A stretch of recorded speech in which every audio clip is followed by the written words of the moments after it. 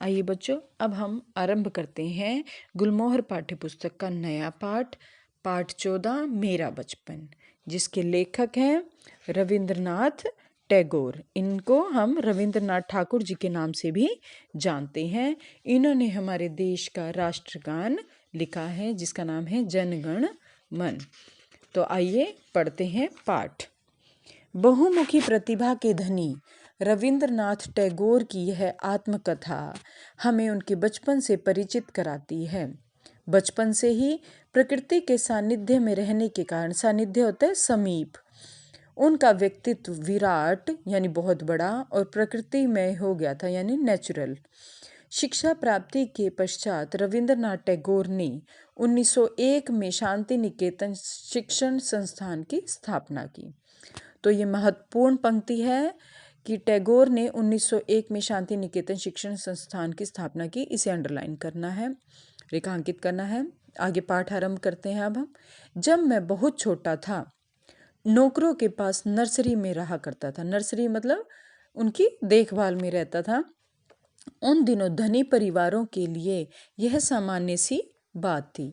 बच्चे अपनी माँ को ही रात में देख सकते थे। बीमार होने पर पिता से उनकी मुलाकात और भी कम होती थी। नौकर ही उनकी देखभाल करते और कहानियाँ सुनाते थे। एक ऐसा ही नौकर मेरे यहाँ था जिसका नाम ब्रजेश्वर था। तो अंडरलाइन करें, उनके नौकर का क्या नाम था? ब्रजेश्वर। उनके केश और दाढ़ी भूरे रंग की थी। चेहरे की चमड़ी सूखी हुई यानी काफ़ी पिचका हुआ चेहरा था उनका और तनी हुई थी। स्वभाव से गंभीर था, उनका नेचर काफ़ी सीरियस था। सोच समझ कर वे बातें करता था। मैंने सुना था कि पहले वह गांव के किसी स्कूल में पढ़ाया करता था। छुआछूत के मामले में बहुत कठोर था।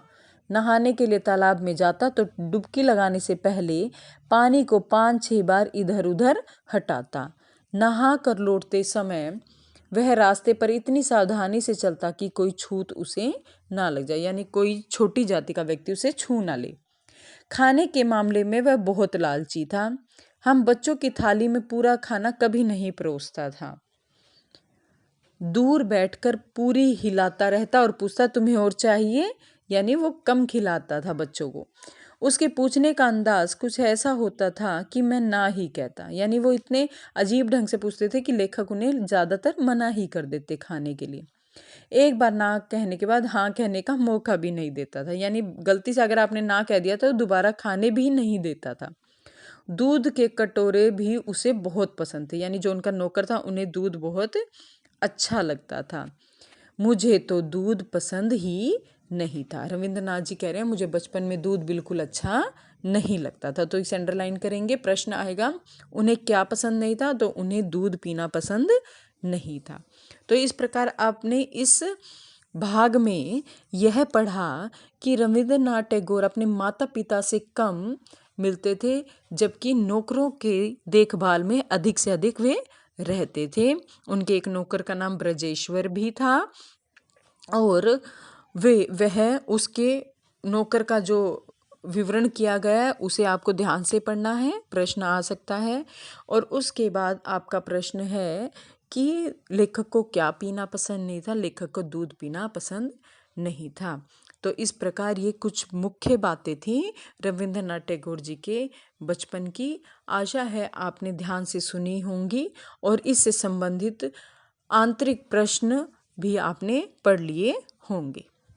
धन्यवाद।